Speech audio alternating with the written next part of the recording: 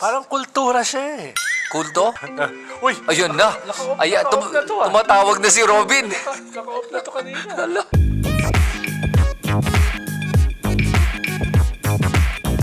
Okay, ito na naman tayo. Isang maulan na araw. Oo, at ito ang Heckle and Jive. Jive, Okay. oh. So, alam mo no, sa ulan, tag-ulan ngayon, ang dami lumalabas ng ng mga basura.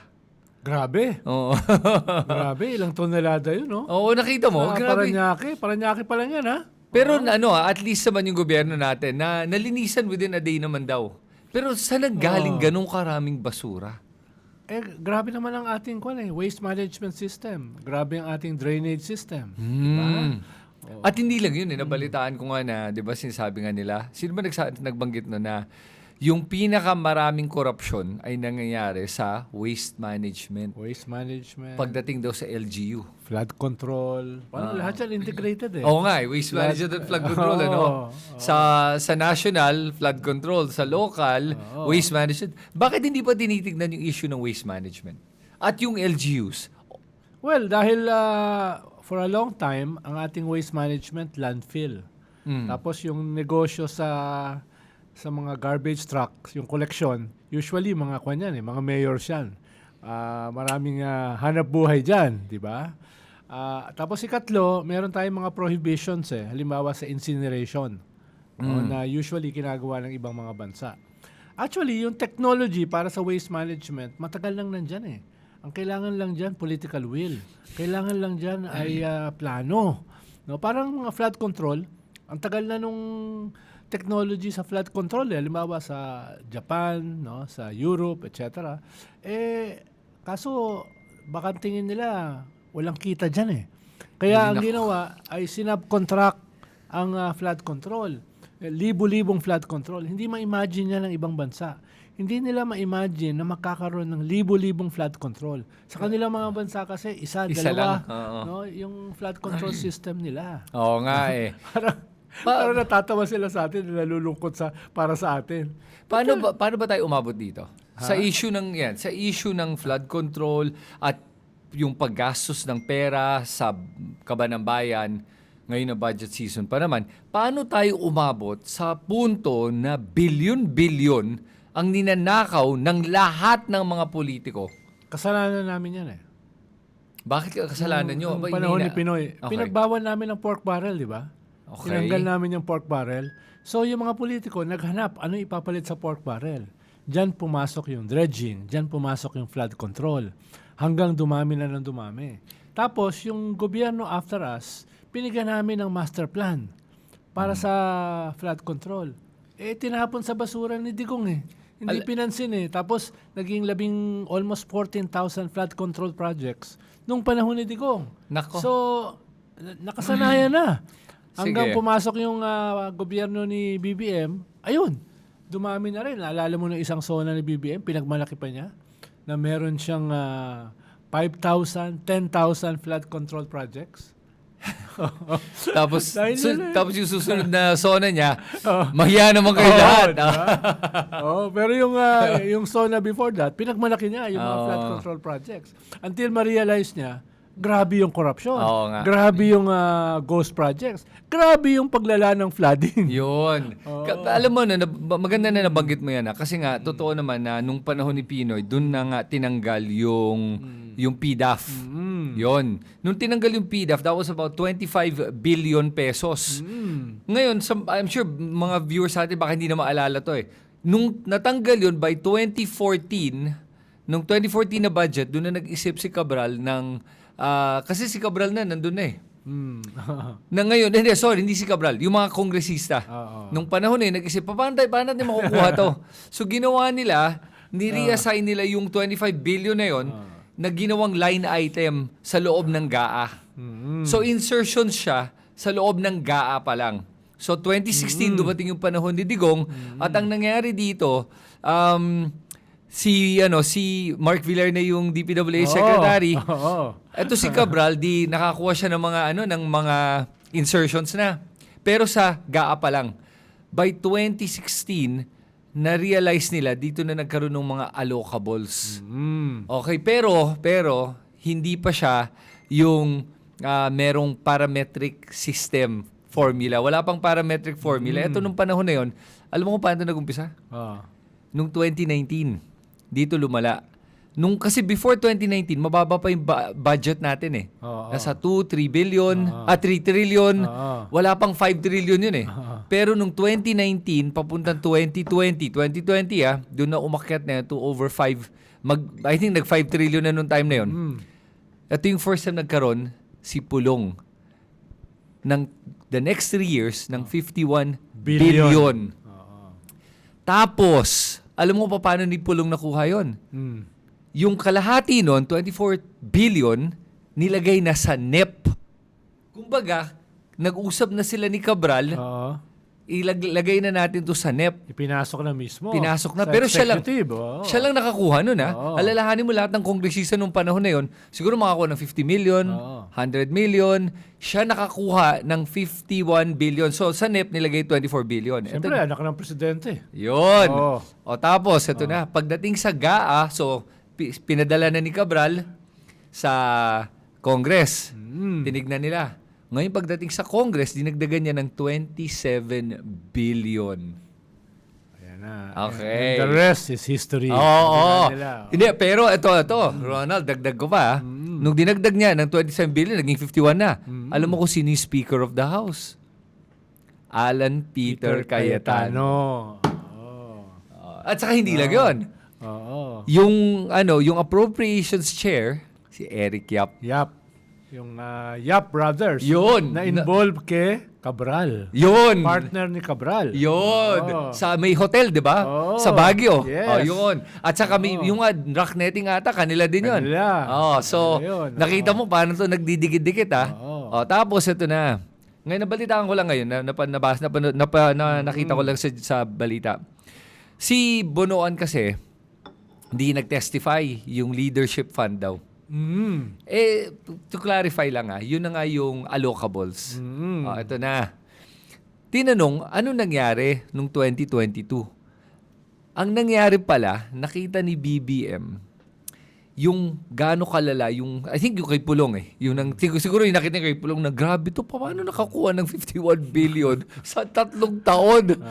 Gawan mo ng paraan para maiwasan natin tong ganitong ad hoc o yung spontaneous o basta-basta na lang naglalagay ng budget ng insertion. So ginawa nila, kinausap si Cabral, kailangan natin gumawa ng para maprotektahan yung budget. Ito si Cabral, sabi, gawa tayo ng parametric formula. Doon na nag-umpisa yung allocables na pumapasok na sa NEP. Yes. Ayan. Kaya nandito tayo ngayon. Gumagawa kasi ako ng research ngayon Kaya alam ko to Okay yan. Pero Ronald, ito. Sige. Usapan ng flood control. Siyempre, andyan pa rin yung impeachment last week. Kumusta yung impeachment para sa iyo? May drama Oo nga, may drama, may comedy. Oo nga. Diba? Pero this week, dati kasi ang binabanata natin yung nagastos ng napakabilis, di ba? Yung 120 million. Binanata natin yung mga notice of disallowance ng COA. Na very public naman yan. Ngayon, nalaman natin bago pa pala ibinigay yung budget nagre-reimburse na. Halimbawa, dumating yung budget ay December 22. Nagre-reimburse ay, ang nire-reimburse yung nagastos ng December 13 to 18, no? Parang magic no? Oo nga, ginastos na muna, saka sabihin akin na yung pera. Bawal naman. Paano ba yan? I mean, sa akin bawal na bawal yun. Yun na nga auditing. Ang daming bawal Ano sa tingin mo sa performance nung COA auditors natin? Hindi lang yung this week, yung nakaraan din. Hindi, kahit hinaharas sila, hindi sila nagpapaharas. No, sinasagot nila kahit di sila ganun ka-articulate, sinasagot nila na maayos. Ito yung rules ito yung circular Dapat nabasa nyo ito Ibig sabihin hindi nyo nabasa. Ano yung mga bawal, no? Ano yung mga bawal? Pero interesting yung strategy ng defense dito na sinasabi ng defense, sorry, may paganyan pa yan habang anong sagot dito? kung ikaw yung witness, pakitigil nga yan. Kanina, ginaganon yung pen Pero yung defense strategy nga, parang pinalalabas sila, wala namang mali sa alias. Oo nga. Yun ang binabanat nila ngayon. Tama naman, nag-agree naman yung COA. Wala namang mali sa alias. Ba't saka, may nakita ba kayong irregularidad sa alias? Sabi niya, hindi namin trabaho yan. Ang tanong dito ay, may tunay bang tao sa likod ng alias? Yun naman yung issue eh. Oo nga eh. Diba? Hindi yung alias yung gusto issue. nyo, ilagay nyo pa dyan, Kristan. Oo. Gusto nyo pa dyan, Ronald Llamas. No? Hindi mahalaga yun eh. Ang mahalaga dyan, meron bang tunay na tao? Paano? At a certain point, dapat kasi, yung mga tunay na tao, yung mga aliases na yan, meron niyang records. Oo. No? Nasa vault yan. Yes. Diba? No? Sabi nga ni Ping, di ba? Buksan yung vault. Oo. Pero hindi nga trabaho ng COA. Hindi nga. O sino dapat magbubukas nun? Eh di, alam ko, may kopya yung speaker ng ng listahan na yan eh. Alam ko dapat meron. Alam ko may speaker tsaka COA, may may listahan. Kung meron ngang listahan. Pero ang tanong, kung meron, kasi tingin ko nga, wala. Yeah. Tingin ko nga, Ako literally, rin. itong Ako mga rin. alias, isang gabi, Walang tunay na tao oo, yan. Oo. pito sila, nag-umupo, guys, kailangan na sabit sa COA to. Pirma na, pirma. Ano pangalan? Bahala ka na. Oo. Sige, ito si Miggy Mango. Ito, anak ni Piatos. Oo. At ni Andy Lim. Yan, Oo. sulat lang. O, ikaw na pumirma na to. Ikaw pumirma niyan. Sabay-sabay. O, submit na. Yun lang yun eh. Yun yung problema na sana naman yung mga kababayan natin maintindihan nila na sa akin ano ba ang pinakakasalanan ni Sara Duterte dito sa impeachment at bakit kailangan siya ma-impeach? Hindi, ang linaw ng sabi ng COA eh. Kung wala kang liquidation, kahit ilang ulit nang pinaalala sa'yo na mag-liquidate ka, ay ang presumption ng COA, ginastos mo yan for personal use. Di ba tinatanong ni Aimee, Oo nga. ibig bang sabihin ay ginamit yan for personal use? Opo. Dahil pag hindi ka nakapag-liquidate, yun ang presumption. Yeah. Di ba? Ang problema kay Vice President Sara, ibang liquidation yung alam niya eh. Oo nga, ay naku. Mag-isip ko ng liquidation yun, ha? Pero speaking of that liquidation, yun yung lumalabas nga ngayon na nagbanta na, yung grave threat na kaso Ni Pulong. natuloy. Oo. Hindi lang kay Pulong, pati kay Sara, pareho silang natuloy. Yung kay Sara naman kasi, pwede kang mag-file dahil hindi ka immune from suit, pero hindi ka pwedeng ikulong. Dahil nga, impeachable official ka. Yun naman yung kaibahan doon. No? Kaya nga, parang mutual academic yung kay Sara. Pero yung kay Pulong, pwede. Pwede mag-prosper yun. Oo. Pero natuloy nga, yung kay Pulong natuloy. Doon ako nagulat kasi nung nakita ko yung balita, sabi, Sara attends grave threat. Huy, ano to? Anong grave threat nag-attend? Of Pulong Duterte. Ronald, may nakita ka bang pattern dito? Ha? Oo. Anong pattern yung nakikita mo? Kwento, isang pamilya ito. No? Mula sa tatay, magkakapatid, di ba? Pati yung mga apo parang ganun din Oo. Di ba? Kung magmura, kung mambuli, di ba? Mga bata pa. Oo. Katulad na ng mga lolo at saka ng mga magulang At saka yung pagbabanta sa buhay, At saka doon mismo normal. sa lugar, sa Davao, kita mo yung mga bata na minumura yung presidente. Oo nga. Na kung ano mga pambabastos yung ginawa, di ba? Ayun Yun Parang kultura siya Kulto? Kultura Sorry, kultura. Hindi, kulto at saka kultura. Okay. Kala ko narinig ko kasi kulto. Pero kasi nga may pagkakulto nga. Sorry may mga yung supporters si Duterte. Hindi ako nangiinsulto. Sinasabi ko lang na pag tinignan mo yung definition ng kulto kasi, yun yung mga taong naniniwala na kahit na Anong gawin? walang mali. Oo. Lahat gawin tama. ng leader, no? Oo, susundan ko pa rin. Oo, pananampalataya yun Ayun. Oo, pananampalataya. Pikit mata sa lahat. Di ba? Hindi pwede yan 'Di ba? Sa akin, mali. Kahit sino man yun So, at ngayon, alam mo... Halimbawa, yung kay Kibuloy, pero mo, serial rape, Oo di nga. ba? Serial harassment, di ba? Yung mga miyembro niya, yung mga anak ng mga miyembro niya, parang in-institutionalize. Grabe, no? Oo. Grabe yung ginawa. Tapos no? tinatanggap ng mga miyembro. Oo. Oo, Dinidepensahan pa. anak ng Diyos eh. Ayun eh. Eh kung ikaw ba naman, anak ka ng Diyos, wala kang gagawin mali, di ba? Kung ambassador ka ni Jesus Christ. Malapit-lapit na yon. Oo. Maging anak ng Diyos. Oo. Malapit-lapit na yon. Konti na lang. Konti na lang. Pwede konti ka na na rin lang. gumawa ng kahit na anong gusto mo. Hindi, actually, ginagawa mo na. Oo. Ginagawa mo na.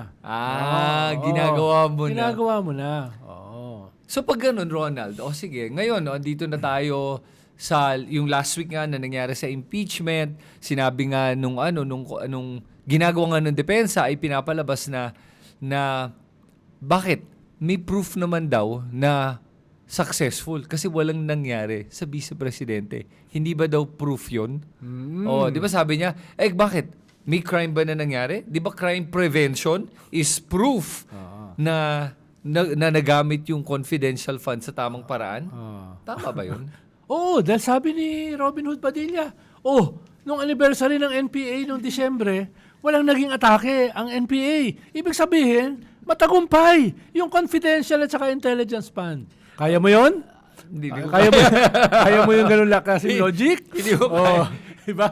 Grabe yung mental gymnastics na yun, yung may tumbling, patalikod, paharap, tapos pagbagsak mo, perfect 10. Dahil sa confidence. Tuwan-tuwa ako eh. Sarap. Saan yung laptop? Gusto ko batuin ng laptop eh. Tapos meron ka pang defense na misleading. Alam mo, naaawa ko. I mean, ako lang naaawa ko kay attorney OJT Ferrer. Kasi, alam mo... Parang inutusan bumili ng suka eh. No? Naawa ko kasi parang hirap na hirap siya. Pero sinusubukan niyang lalabanan ko to si Kapunan. Si Kapunan, chill na chill eh. Parang, Tawa ako kay Lorna eh. kita ko na lahat yan. Alam ko na lahat yan. Sabi niya, parang pinupuri siya ni Ferrer. Di ba? Sabi niya, tigilan natin yan. Buhay pa ako. parang eulogy sa burol yan. Pero tama ba yung ikaw naman, okay lang ba na ginawa ni Kapunan yung sinabi niyang, I'm trying to stop myself from giving her a spanking and a lecture. Tingin Hindi, mo. parang si Lorna, also talking to the crowd eh. Yeah. Yung kinakausap din niya yung mga nanonood. Kaya nagpapatawa rin siya. Tapos dahil, alam naman niya, may edad na siya. Tapos ito, batang inutusan malayo yung edad nila eh. Diba? So, she's playing the part, no? So, may calculation din yung kanyang ginagawa. Ngayon, effective ba yun? Hindi natin sigurado. Pero, knowing Lorna, no, iniisip niya yun. Nagpe-perform siya. Alam mo, para sa akin, effective yun. Bakit? Pinag-uusapan ngayon. Correct. Di ba? Correct. At nakita ko, Nakita mo yung mga meme? Ni misleading? ang daming meme at saka ang daming yung napag-usapan yung araw na yon. Mabuti yon kasi dahil napag-usapan, di naaangat na naman yung impeachment sa usapan sa ating bansa. Ayun ang importante kasi nga nawawalan na ng interest yung tao. Nagsa-sign up Yung isang ang kilala ko na abogado na pro Sara dismayado sa defense. Talaga? Inamin niya? Oo. Dismayado. Sabi niya, saan ba pinagkukuha itong mga to?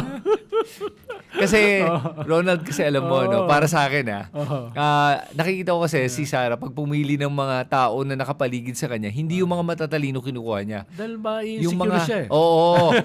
Totoo, gusto lang niya. Yung mga pwede niyang batuhin ng laptop. At saka basta loyal ka. Basta subservient ka sa kanya, kukunin ka niya. Yan ba yung mga tipong Kaufman?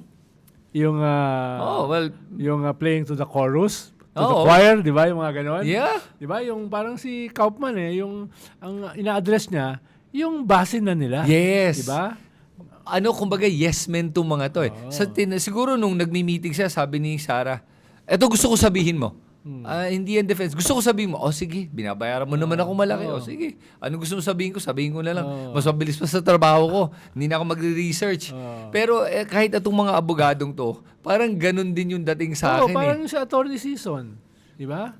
Parang batang Sara Yung, kung umalma, yung parang sobrang galing. Tapos hindi naman kayang pangatawanan. Yung kanyang asta. Di ba? Kung mag-aasta parang kupal pero yung naman, yung delivery, mahina. Di ba? Alam mo, yun na nga. Sige, yung isa pa, yung kay Ligutan naman, nag-post. Kaya nga napatayo si Attorney Season Dahil kay Ligutan Dahil nag-post siya sa social media niya Tama ba na nag-post si Ligutan about yung sa misleading? Well, napag-usapan na yun nakakatawa di ba? Nakakatawa hindi naman siya senator judge Hindi naman siya katulad ni Ambassador of Jesus Christ na tinawag yung sarili na neutral. Di ba? O yung si Splice Girls. Di ba? Splice Girl Cayetano naman. Yun yung dapat hindi lang po-post ng ganon. Pero yung mga abogado, siguro baka yung iba nagpipigil. Pero yung iba hindi makapagpigil, di ba?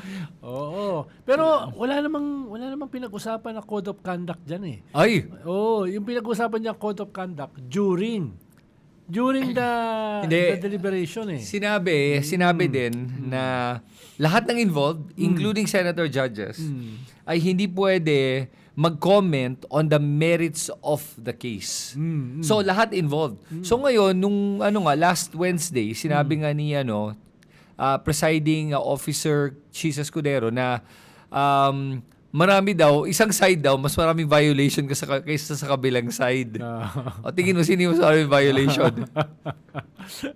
Defense? Hindi. Ang tingin ko, Prosecution. Kasi yung defense naman, wala naman nanonood sa kanilang mga press con. Ang daming press con ng prosecution. Araw-araw, may kahit na walang impeachment, meron silang press con Tapos, mga kilala yan. Meron kang Laila de Lima, Chel Jokno, mga si Terry Butan, Ridon. di ba? Terry Ridon. Palaban yung mga yun diba? Tsaka si Luistro, si Lorna Kapunan, di ba mga dati ng kanyan mga media-centric na mga tao. Dati nang pinipick up yan Tapos buhay na buhay yung mga social media niyan. Yun. Diba? Pero sa akin kung gagawin to ni kasi this Monday magbibigay na ng ruling si presiding officer Chis Escudero tungkol dito sa issue na to. Sa akin ang magandang ruling na dapat gawin niya, dapat lahat i-cite niya, hindi lang ang prosecution, hindi lang ang defense, pati ang mga senator judges tulad ni Splice Girl Cayetano at ni Vlogger Cayetano. Dahil sila talagang nag-online Oo nga. Sa kung ano mga sinasabi din nila, di ba? At saka pinapakita nila yung kanilang partiality. Hindi, neutral sila. At sinabi ko ba partiality? Sinabi ko Freudian slip. Nakita yung kanilang neutrality. Okay. Pero si Robin. Si komunista. Ang hilig, alam mo tong si Robin Padilla, para sa akin, meron siyang obsession with the Communist Party. Meron laging nasa utak niya pagiging komunista, kasi inamin naman niya komunista siya. yung paglaban sa komunista, hindi ko siya maintindihan Kalaban ba niya komunista niya o mga komunista o kakampi niya? Kasi sinasabi niya komunista siya pero galit siya sa komunista. Pag naintindihan mo siya, paliwanag mo sa akin Pag naintindihan mo na, baka para maintindihan ko rin. No? Mukhang kailan pa mangyayari yun, Baka sakaling masubukan mo, Ayokong aksaya ng panahon, Ronald. Baka may mga viewers tayo na gusto nilang unawain, maintindihan. Ayoko man lang bigyan na ng panahon si Robin Padilla. Kahit nung mga ginagawa kong impeachment watch, hindi ko na siya binabanggit. Uy, ayun na. Naka-off na to, tumatawag na si Robin. Naka-off na to kanina. Tumatawag si Robin.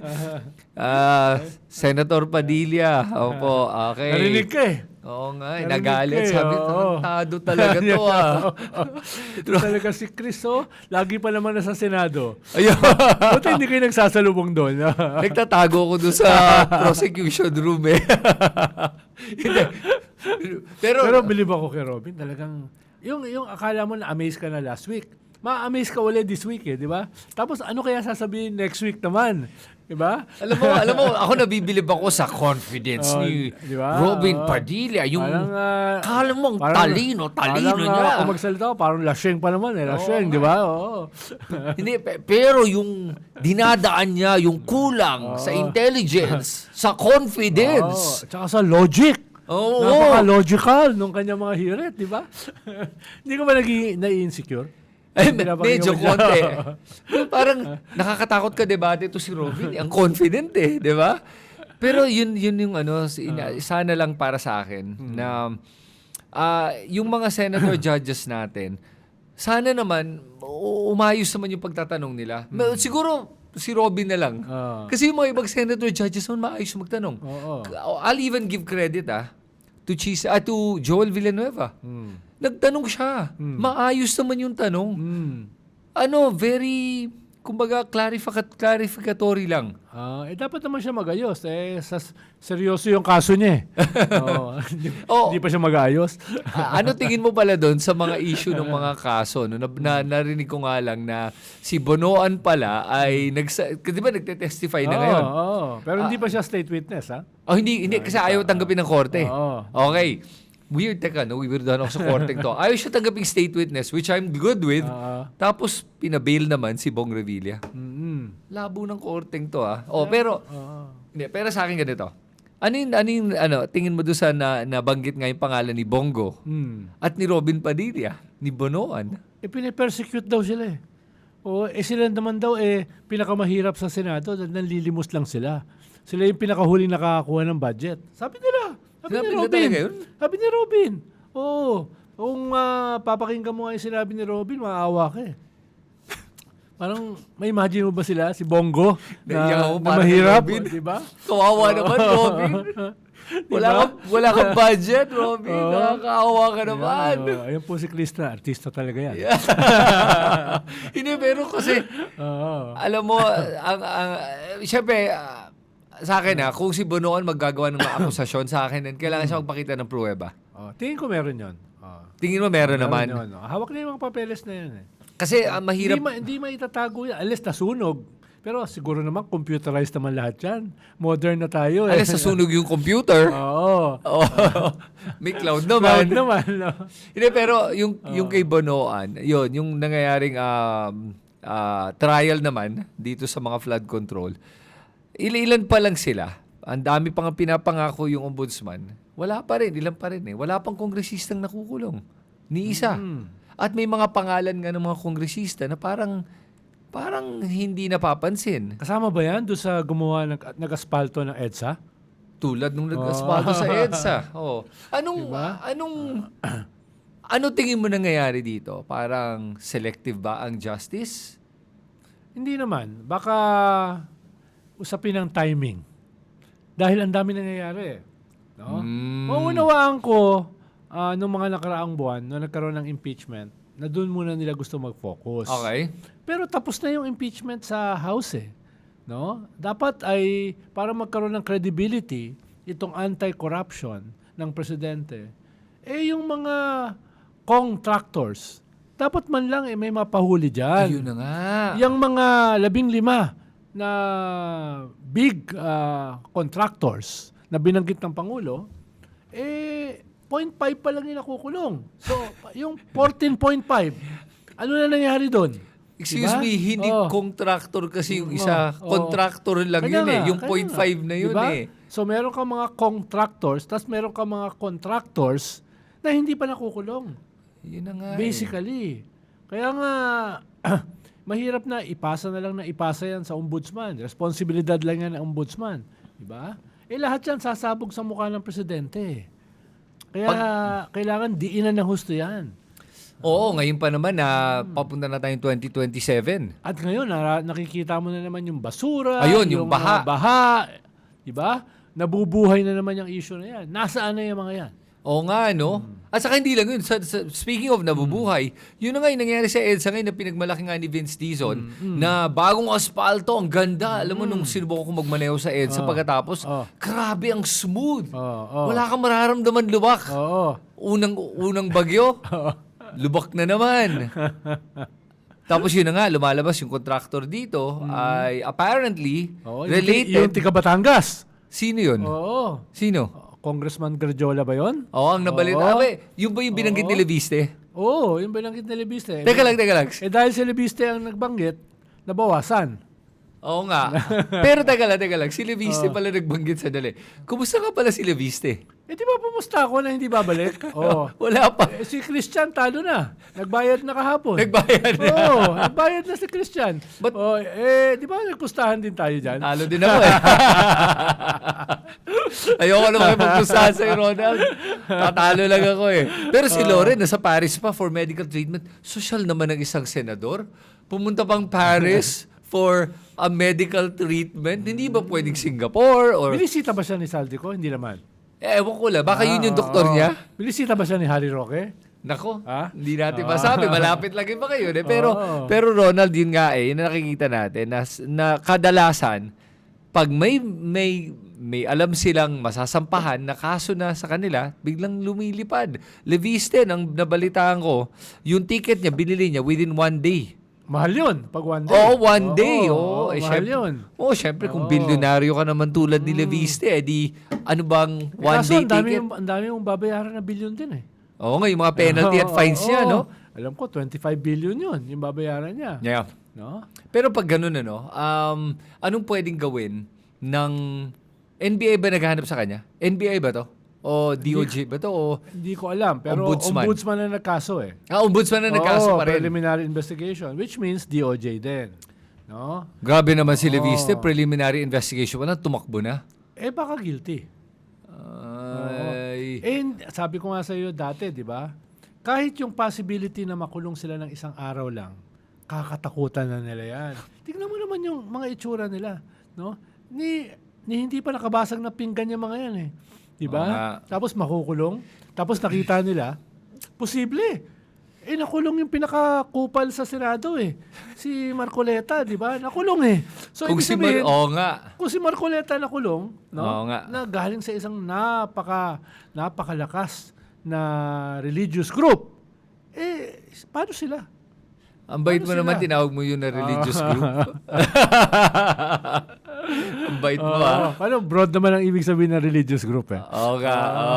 May mga mabuting religious group, may masasamang religious group. Depende na sa spectrum. Pero itong si Leviste na alala ko, nung unang panahon, yan, nafe-feature pa yan sa mga magazines, na-i-interview. Wonder Kid. Wonder Kid, di ba? At billionaire at Wonder Kid. ilang taon pa lang siya, 20s. Kahit din naman si Ugok na Meow Meow, na-feature din yan eh. Oh. Sa mga magazine eh. Paano, siyempre, out of the box, anak ng leader ng isang partido. Di ba? Oo nga. Oo. Na ngayon, Saga. Tapos lalabanan niya yung... ngayon, tatakbo yung nanay. Oo nga, yung nanay. Oo kapalit nga. niya, di ba? Pero at least yung nanay, yung nanay naman, mas matino kumpara dito sa anak niya. Eh, lahat naman mas matino sa anak eh. Sa bagay, kahit Kahit sino sino naman pa eh. Kahit si Manong sa baba, mas matino. Diba? Oo. Ikaw naman eh. Yung criteria mo kasi. Hindi, pero yung masabi ko yung kay Leviste, alam mo, no? Para sa ating mga kababayan, mag-iingat tayo pag nakakita tayo ng mga ganyang wonder kids. Oo. Kasi, Bata pa, bilyonaryo na. oo, kasi Diba? pag ganun talaga, dapat talaga, pag sinabing wonder kid, mag-wonder ka na. Oo nga. Kasi nung panahon na yun, parang walang nagtaka, isang bata biglang nakakuha ng prangkisa na bilyon-bilyon. Oo. Paano na-award sa isang bata to na never pa nakapagtayo ng kahit na sarili niyang solar farm o isang solar project nakakuha ng solar franchise? Habang head ng finance committee, yung nanay. Nanay niya. Sa Senado. Na siyempre, very powerful yun. Yun. Oo. May kasabihan kasi dati, behind every great wealth is a crime. Lalo na, kung yung great wealth ay batang-bata pa. Yun na nga. Ayun, nakikita natin ngayon, may oo crime nga. talaga, di ba? Nakikita nga na natin Oo. lahat ng kung ano nangyari dito at kung At flight is an admission of guilt. alam mo, ayan na, sige, alam mo, because of that, I have to give credit to Laila De Lima. Kasi si Laila De Lima, nung hinabol siya ni Duterte, kahit na peke yung charges against her, sobrang obvious na peke, hinarap niya. Oo, pero napagalitan ko pa rin siya. Pero kasi nga, Dahil San- ako nagsabi sa kanya na wag Umalis- muna umuwi. Oo nga, Sinabi niya yan publicly. Sabi ko, Laila, nasa DC kami noon eh. Ba't ka uuwi? Eh, sira ulo yung presidente. yun na nga Sabi ko, hindi alam level mo ba? playing field yan Oo, sabi ko, at best, ikukulong ka niyan. Baka worse pa nga eh. Mapatay ka. Oo, sabi ko sa kanya, ayusin natin ang asylum mo. Mahahanapan kita ng asylum. Ayaw Oo, niya. Ayaw niya. Sabi niya, wala naman akong ginawang mali. Yun na nga Oo, So, sabi okay. ko, kahit naman wala kang ginawang mali, sira ulo yung presidente. Sinabihan ko siya noon. At inamin niya yan publicly. Dapat sumunod daw kay Ronald. Inamin niya. Hindi kasi, alam mo, Oo. tama ka doon. Oo. Kasi yung problema is, hindi, okay, dalawa yan Ronald. Para sa akin yung dinaanan niyang proseso, at least vindicated siya dahil in the court, nakita mo in the end na na-acquit siya at na-dismiss yung mga kaso. Oh, pero pinuntaon ko pa rin nakakulong. Yun na nga. May Yun, mga yun. kamag-anak ang mga namatay, Yun. hindi mo nadalaw. At no? 6 years of your Pamilya life mo, na wala. pamilya mo, nanay mo matanda, hindi mo madalaw. No? Yung ganun ba? Yung, Hindi, pero sa ganun, kung sabihin natin bibilib ka sa kanya dahil sa paninindigan. Diba? pero, Ako naman, kung kayang iwasan Iwasan mo. Kasi Pwede ka naman magpatuloy lumaban kahit wala ka ron pwede ba? Diba? Pwede bang matuloy ang kaso kahit wala ka doon? Hindi, yung kaso, pwede naman tumuloy. Pero ibig sabihin, yung laban mo. Ibig sabihin, pwede ka namang lumaban Hindi. kahit wala ka sa Pilipinas. Kasi ang sinasabi ko is, dahil nilaban nga niya, at least na-vindicate siya ng finality ng korte na wala siyang ginawang mali at kalokohan lahat to. Dahil nagbago yung gobyerno. Kung hindi nagbago, kung si Sara yung presidente, tingin mo, Din tuloy-tuloy at tingin mo, buong buhay na yan. Oo, di ba? So, Naintindihan ko. oo. So pag ganun, yeah, I mean, sa totoo lang, tama naman Kaya yung ako, advice na binigay mo. Hindi naman ako duwag. Pero nung nilagay ako ni Digong sa kanyang Matrix, kasama ko si Jollibee. Oo. Kasama si Heidelin Diaz, di ba? Siyempre si Heidelin, mahirap. Athlete, gold medalist. Gold medalist. Ako, hindi naman ako gold medalist. I made myself scars. Di ba? Hanapin nila ako. Ibig ba sabihin, guilty ako? Hindi. Pero, ang naglagay sa iyo sa Matrix, Duterte government, at the height ng tokhang, tapos maglalakad ka sa mall, sa kalsada, ano ka? Ugok? Ano ka, Jollibee? Oo, di ba?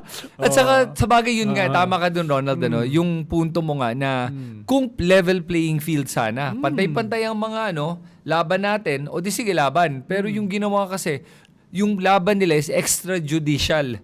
Wala sa batas So, paano mo lalabanan ng isang tao na hindi na sa lumalaban sa patas na labanan?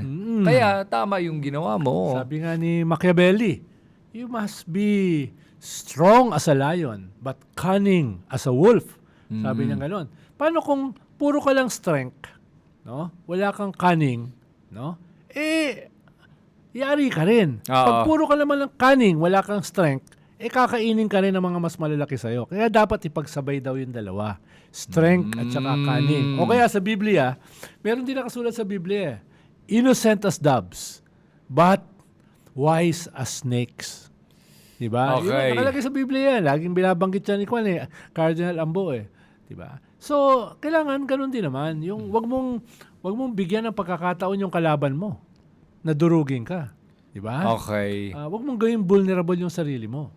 Pero, okay, sige. Sabihin natin. Kaya nga nung isang araw, kailan ba yun? Nagbigay tayo ng kaunting lecture dito. Paano Oo nga di ba? Oo nga. Paano maiwasan na i-assassinate? Paano mo malalaman na kinikasing ka? Di ba? In the real world, nangyayari yun Totoo. Actually, yun nga sa may kailangan kang bigay sa akin, di mo Oo pa nga. yung protection ko. Oo, kalimutan. Paalala mo naman. Sige, Paalala para mo naman, alam ng mga tao na protektado. Yes.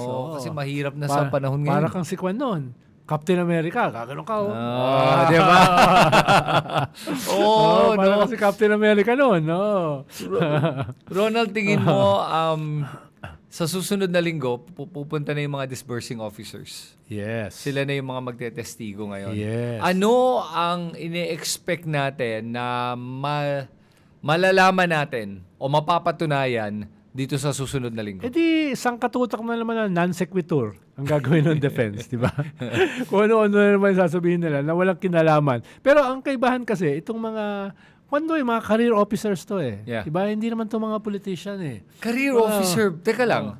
Yung sina Gina Acosta, di ba nilagay lang yun? I mean yung mga COA. Yung mga COA, right. Mga career yan Okay, diba? pero yung mga SDO kasi. Appointed yan appointed yan. Pero baka magpatawag pa rin ng ilang COA officials. Hindi ko sure Hindi Ang sure, alam ko sina Gina Acosta by Tuesday or Wednesday. Yes, yung DepEd tsaka OBP. Si Yung Fajardo. si Mr. Fajarda. Si Miss Collapsible. Nag-collapse din yan Oo nga. Dati, di ba?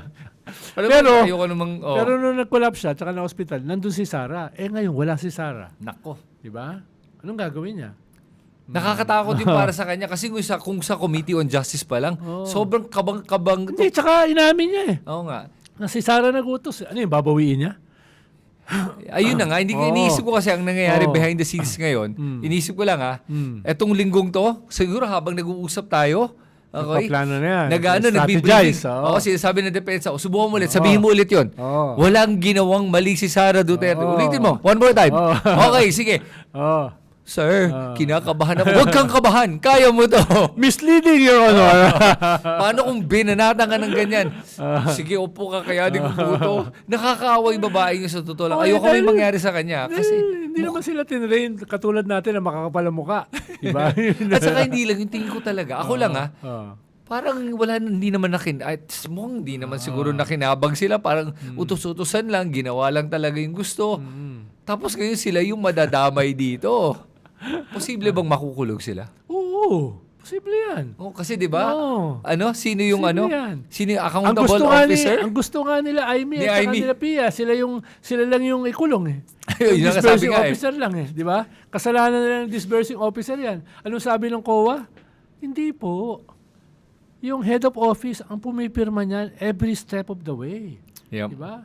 Ang sabi ni Aimee, di ba kasalanan ng disbursing officer yan? So, itong si Acosta, dapat alam na niya, may planong ilaglag siya. Ha? Ngayon pa lang itapon under yun the na bus, nga di ba? eh. Oo. Grabe, sorry. Diba? Ganyan ang ugali talaga ng Oo. mga mga Kung kaalyado ni magkamali siya Duterte. dyan, naku, yari siya. Totoo.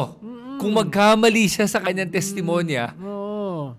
tama ka. Oo. Di ba ka talagang atake siya? Ayoko naman may mangyari sa kanya. Kumukhang kawawa na nga siya eh. Parang yung chief of staff ni Juan, ni Bong Revilla, doon sa Napoles case. Ayun, Hindi, siya yung nakulong, namatay sa kulungan. Ha? Oh, chief of staff. Fall guy. Parang ang Yung- argument ay, wala akong kinalaman dyan yung senador. Yung chief of staff lang. Teka lang. Hindi kumanta yung chief of staff? Hindi. Nakakulong. Hanggang namatay? Doon siya namatay. Nung COVID.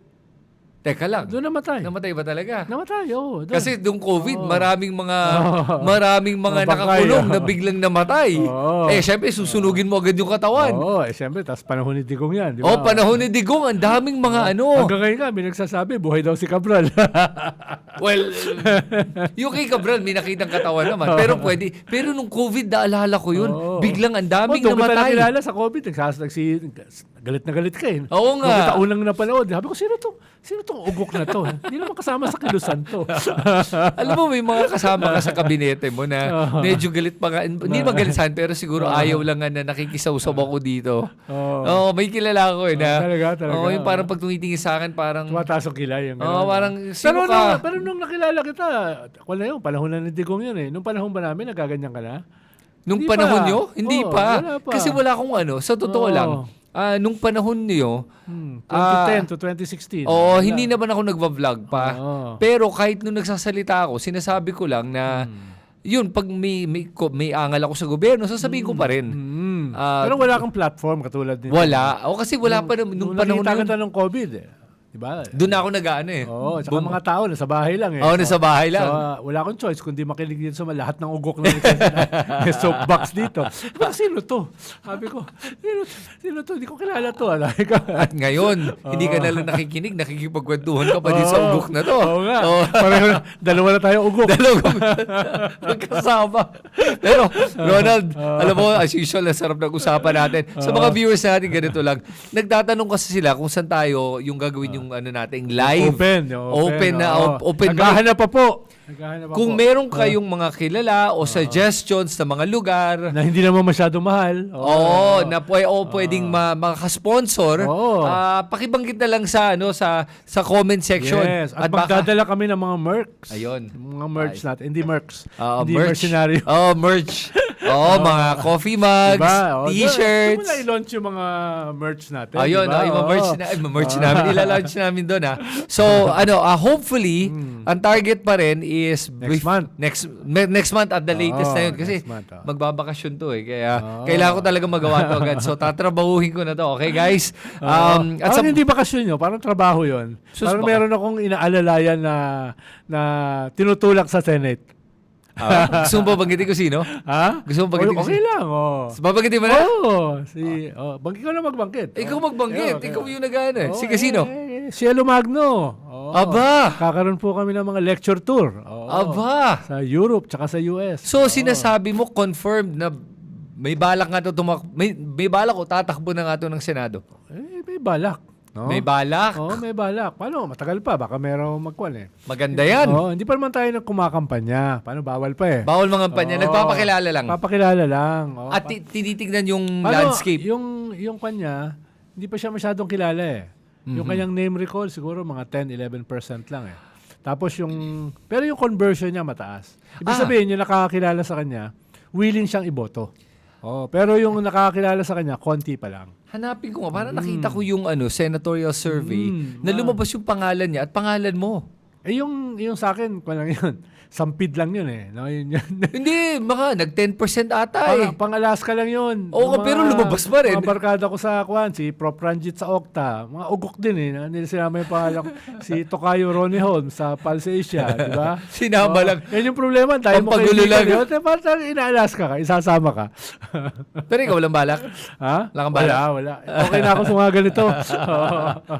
Okay na. Masaya ang buhay. Okay na ako mag-campaign manager. Yung mga tipo ni Heidi Mendoza, yung mga tipo ni Shelo Magno, mga Laila de Lima, no, Chel Jokno, Christian Esguerra. Okay na ako mag-campaign manager sa mga yan.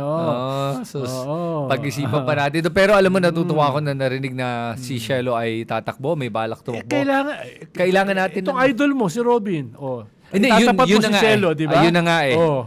Alam mo, yun ang gusto ko talagang ipaabot sa lahat ng mga kababayan natin. Meron tayong isang sektor ng ating mga mamamayan na talagang gustong iboto si Robin Hood Padilla. Hindi ko maintindihan kung bakit. Ang dami pa rin. Pero kalahati, gusto rin boto yung mga tipo ni Vico Soto. Yun. Yung mga tipo ni Vico, yan yung mga sila, Shelo Magno. Yun. Matalino, may integridad, may track record. Yun. Di ba? Bata. Yun. Mga tipo ni Heidi Mendoza, although si Heidi, kaedad ko yan. Oy, pero ang ganda ng experience si Heidi at may integridad. yun. Diba? May track record, may talino, may galing. Di ba? Alam Tapos mo, yung iboboto nyo, yung mga katulad ni Robin, sobrang talino naman yun. No?